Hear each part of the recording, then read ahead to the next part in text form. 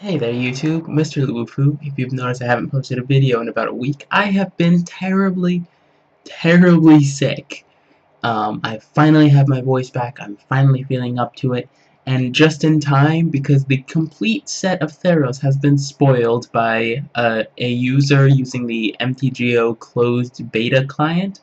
He broke a non-disclosure agreement to do so, so I'm just going to go ahead and evaluate this set. Now, it's important to note that whenever I do these spoilers, I tend to focus on limited to help you guys rock the pre-release. I don't try and speculate on every single good card for standard, though if it's something I feel needs mentioning, I will mention it. Okay, let's go ahead and hop right into, I'm going to do it one color at a time, so this will be white. So these are not in any alphabetical order. If it looks weird, it's because these are all captured from the beta. So we have Stetson Griffin. It's a 5-mana 3/2 flyer, which I mean normally you're paying 5 mana for a 3/3 flyer, but you can get +2/+2 until end of turn for colorless green. So if you're in green white, it might be a playable at least. But other than that, I mean it's an okay. It's a big flyer, and you'll see for a reason why I think it's okay. It certainly is playable. We have Silent Artisan, which is a 5-mana 3/5. I typically don't like this type of card in most limited formats, but Theros seems to be kind of incredibly slow, and one of the things I've noticed is that there are a lot of creatures with 3 toughness. There's a lot of 2/3s and a lot of 1/3s. So Silent Artisan can be a quasi-decent beater, but if you remember Nav Squad Commandos from Gatecrash, you know, that's some play, but it's not like, oh, first pick slam sort of good. Traveling Philosopher is fun flavor-wise. It's just another bear. If you're playing a white aggressive deck and you just need a 2/2 for 2, you draft a 2/2 for 2. Again, there are a lot of things with 3 toughness in this format, and I mean a lot. So I don't think 2/2s for 2, like Gatecrash, you wanted to draft all the 2-mana 2/2s. Here, in this set, I think it's a little bit on the slower side, so it's going to be worse than in Gatecrash, for example. We have Yoked Ox. It's a 0/4 for 1. I'm not a huge fan of 1-drops that don't really do much. Yeah, it's cool. It's, you know, a blocker on the ground, but it's never going to really, you know, kill anything up there. So you're basically paying it for a little bit of slowdown in tempo, which arguably your deck might need, but I don't recommend it for the most part. Leonine Snarecaster. This is almost certainly if you're building a cheap white aggressive deck, because when it enters the battlefield, you may tap target creature. That's basically saying, like, Goblin Shortcut or target creature can't block this turn, sort of thing. So if you're not drafting an aggressive deck, I do not recommend you pick up the Snarecaster. Otherwise, and you get it going, it might be okay. We have Ray of Dissolution. Destroy target enchantment, you gain 3 life. Now, there are fewer enchantments than I thought in this set, but I certainly think Ray of Dissolution is certainly sideboard playable for limited. I didn't see enough to make it main board yet, but we'll see. Maybe the bestow, between the bestow and the other enchantment, make it relevant. Scholar of Althrios. So it's a horned turtle that if you're playing white-black, you can drain for 3 mana. Kind of an expensive ability, but having a mana sink some point later in the game can be okay. I think it's fine. I play Horned Turtles Unlimited a lot, and it's certainly not bad. Next we have Stetson Battle Priest. This is another 3 toughness creature. It's a 2-mana 1/3, so a little bit more on the defensive side. That has a pretty trivial heroic ability that when you cast a spell that targets it, you gain 2 life. Most games, it's not going to be relevant. I'm not a fan of Stetson Battle Priest at all. We have Evangel of Heliod. So it's a 6-mana 1/3, so in essence you see, oh my god, it's really weak. But when it enters the battlefield, put 1/1 soldiers equal to your devotion to white. So you definitely get at least 2 1/1s. So you're getting 3 power for 6 mana, which is a little bit underrated. You really need to have kind of a dedicated white deck and get at least 5 tokens to make it really relevant. And that's a lot of work. That's really a lot of work. If you get it going, it's awesome, but I'm a little bit underwhelmed by him for now. Hopeful Eidolon, I'm really bad at pronouncing, so I apologize in advance for that. It's a 1-mana 1/1 lifelink. So we saw Trained Caracal in Return to Ravnica, which was pretty terrible. Now this one has a bestow cost for 4. So for 4 mana, you can give a creature +1/+1 and lifelink. I'm not that impressed. This is probably one of the worst of the bestow ones. Though, if you are desperate for heroic triggers, this might do the trick. But the way I think about it is if they ever kill the guy that's bestowed, you now have a 1-mana 1/1 lifelink, which you pay basically 4 mana and maybe gain like 3 or 4 life from. So I'm not a fan. I'm not a fan at all. Laguna Ban Elder, it's a 3-mana 3/2. And as I said, there's a lot of 2/3s in the format, so that lack of toughness is going to be relevant. If you control an enchantment, you gain 3 life.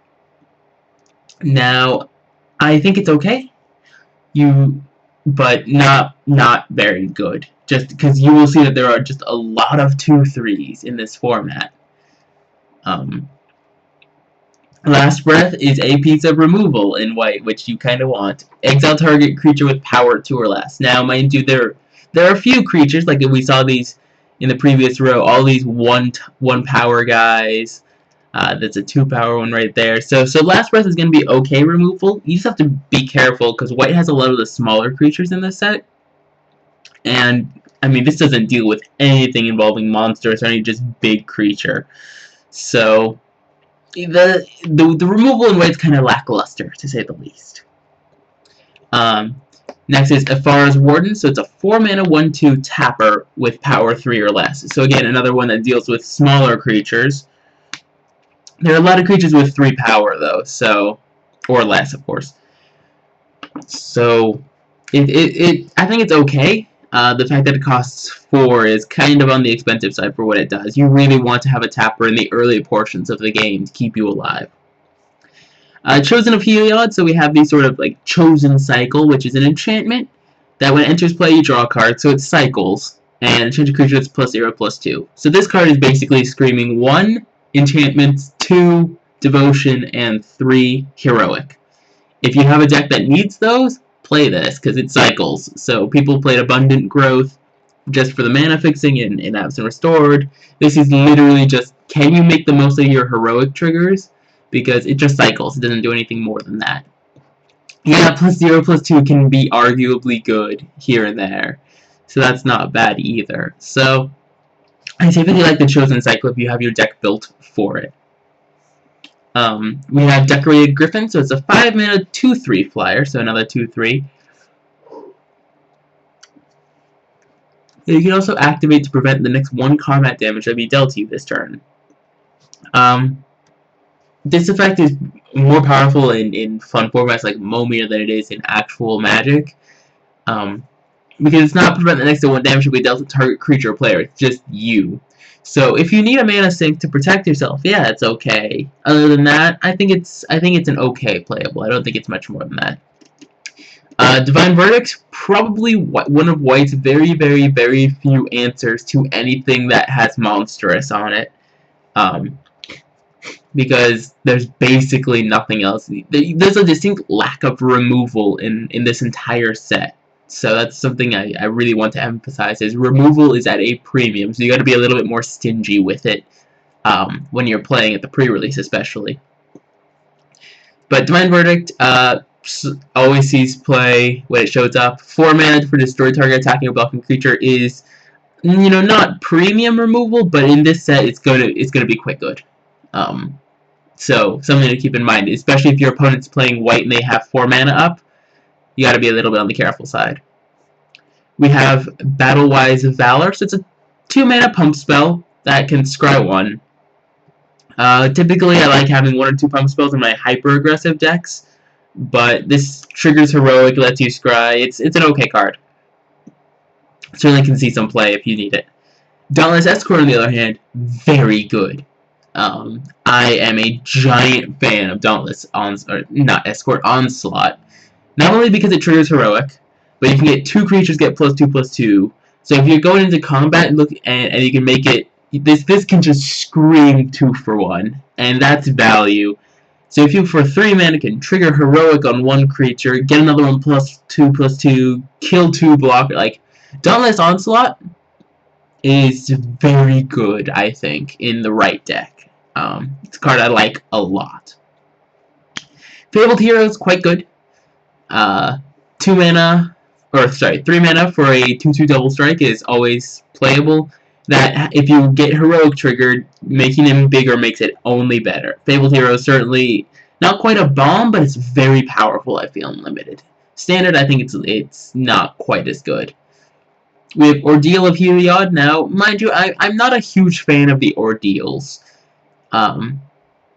In general, like, I think that they need a lot of work. Because of the lack of removal, it could be playable. Now, this one maybe not so much, because gaining 10 life is not as powerful as the other effects. 10 life is a lot, though. So I'm kind of torn on what to think. It does trigger Heroic, too, so if you have that deck. Soldier of the Pantheon, a 1 mana 2/1, protection from multicolored. There's not too many multicolored cards in this set. There's a series of uncommons and some rares.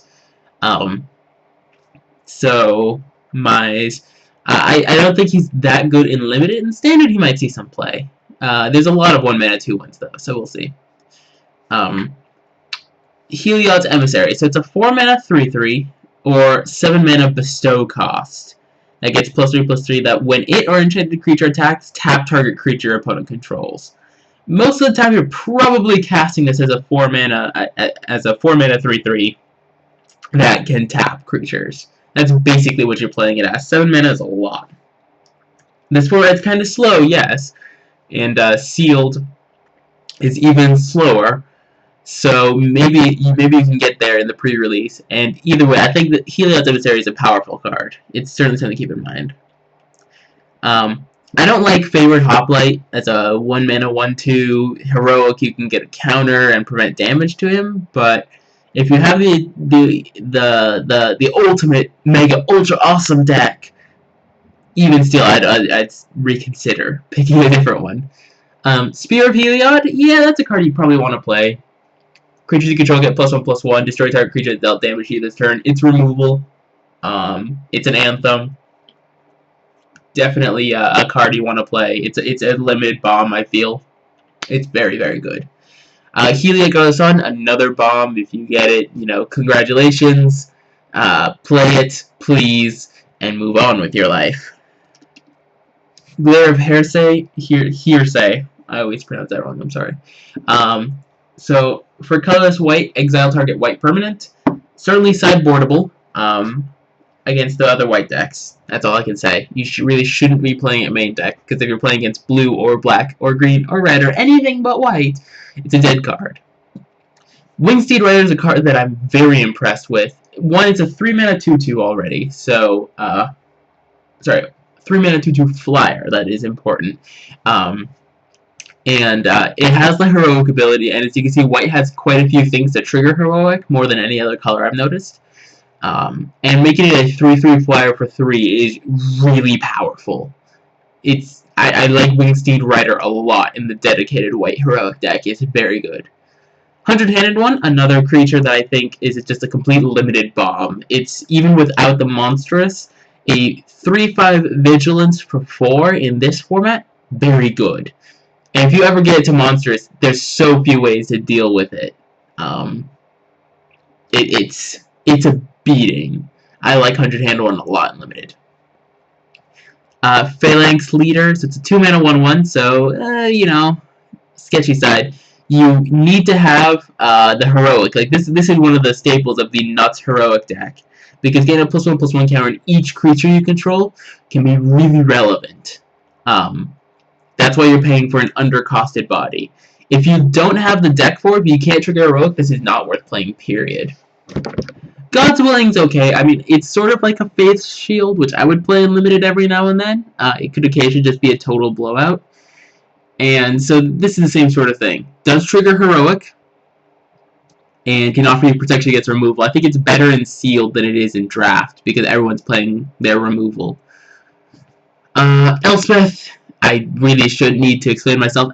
Planeswalkers are good in limited, unless they're called Tybalt or Chandra's Blaze. But let's be honest. Elspeth is a complete limited bomb. If you open one player, be happy, stomp their face with 1/1 white soldiers, and be happy. Vanquish the Foul. Now you see what. And my recording died, so I have to splice in the last 6 cards. Vanquish the Foul. Destroy target creature with power 4 or greater, scry 1. This is one of White's very few ways to deal with a big creature.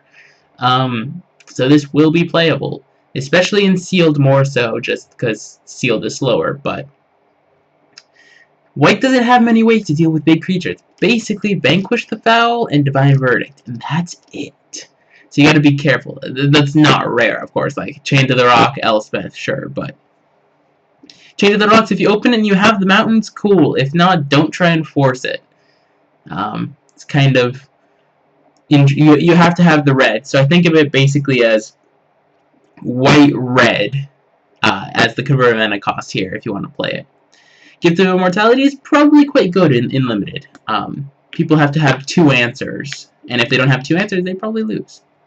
Celestial Archon, being the pre-release promo, is actually not bad. A 5-mana 4/4 Flying First Strike by itself is probably what you're going to be casting it as. 7 mana is a lot, and it's cool if you get a Flying First Strike creature, but I don't like Celestial Archon compared much to their other pre-release promos, but it's still quite powerful.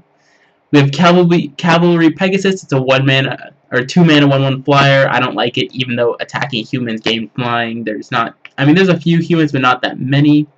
And Observant Alcades is a 3-mana 2/2 Vigilance that for Bestow 5 gets +2/+2 in Vigilance. This one I like a lot. I like this sort of cycle of the common nymphs. Anyway, that's it. So thank you guys for watching. Rate, comment, subscribe, and check out the other parts of the series. Thank you.